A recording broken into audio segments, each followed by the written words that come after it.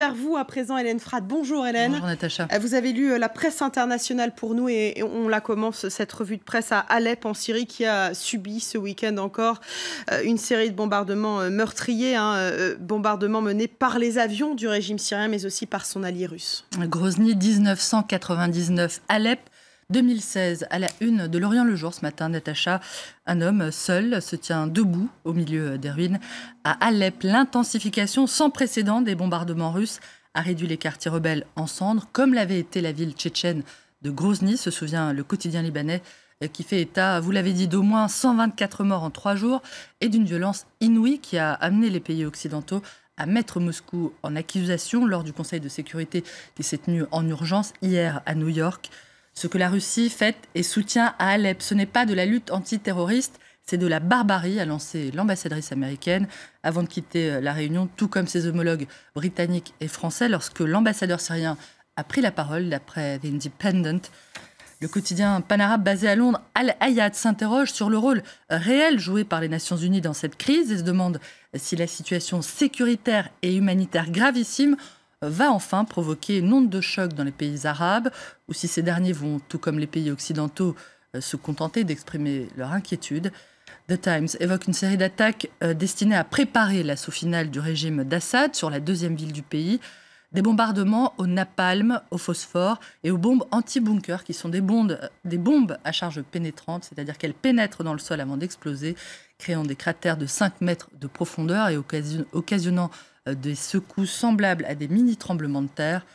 Une violence inouïe donc, dont les habitants d'Alep sont toujours les victimes, 5 ans après le début du conflit. À voir pour terminer avec le dessin de Willem pour Libération. Vladimir Poutine tente à Bachar el-Assad un bouquet de cadavres. Les Aleppois, fallait pas, s'émeut le président syrien. À voir dans Libération. Donc direction à présent les États-Unis, Hélène, où se tient ce soir le premier débat télévisé entre Hillary Clinton et Donald Trump. La scène sur laquelle les deux candidats à la présidentielle vont s'affronter à l'université d'Hofstra, c'est près de New York, fait la une du Wall Street Journal qui montre, on le voit, 3 employés qui sont en train de mettre la main aux derniers préparatifs. À 6 semaines de l'élection, vous l'avez dit, alors que l'avance d'Hillary Clinton dans les sondages a fondu et que le pourcentage d'électeurs indécis tourne autour des 20%, les partisans de la candidate démocrate, qui sont ultra majoritaires dans les grands médias nationaux, font preuve d'une certaine fébrilité, comme témoigne la longue tribune publiée par The New York Times, qui a choisi d'expliquer une nouvelle fois pourquoi Donald Trump ne doit pas être élu à la Maison-Blanche. S'adressant aux nombreux Américains encore indécis, le quotidien les met en garde contre l'espoir de voter en faveur de ce qu'ils perçoivent comme un changement radical dans la politique américaine. Il faut voir Donald Trump tel qu'il est, comme un homme bien plus consumé par lui-même que par le bien-être de la nation, je cite. Il se présente comme une sorte de sorcier de la finance qui apporterait sa magie au gouvernement. N'oubliez pas la longue liste de ses faillites et de ses associations douteuses. Il prétend dire ce qu'il pense sans détour. Qu'en est-il de son fameux plan pour lutter contre l'organisation État islamique qu'il n'a toujours pas révélé à ce jour, lui qui reste vague et esquive la question de l'envoi de troupes au sol, de troupes américaines. Il se présente comme un as de la négociation qui saura battre les leaders mondiaux.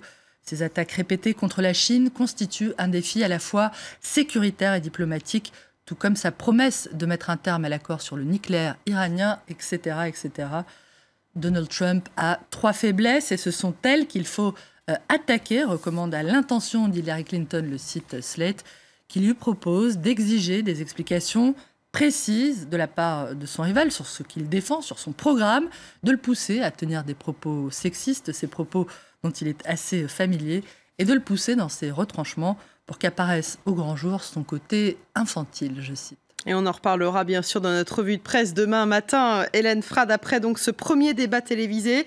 Un mot pour terminer de la mise en orbite, en service, hier en Chine, du plus grand télescope du monde. D'un diamètre de 500 mètres et d'une surface équivalente à 30 terrains de football. Ce mastodonte est installé dans une zone rurale de la Chine, la province du Guizhou. Merci Baptiste Falvoz, dans le sud-ouest du pays. Plus de 9000 habitants ont été déplacés pour lui faire de la place, selon le Figaro. Mission affichée, rechercher de la vie intelligente en dehors de notre galaxie, d'après The Christian Science Monitor, qui parle d'un appareil grand comme 450 terrains de basket, chacun a ses références. La mise en service de ce télescope géant montre la volonté de Pékin de devenir une superpuissance scientifique et spatiale, même si le gouvernement chinois a rappelé à cette occasion l'importance de la coopération internationale scientifique. Merci beaucoup Hélène Frade pour cette revue de presse des journaux internationaux. Restez avec nous, Paris Direct continue bien sûr. On se retrouve dans un instant pour le journal de 9h30. À tout de suite.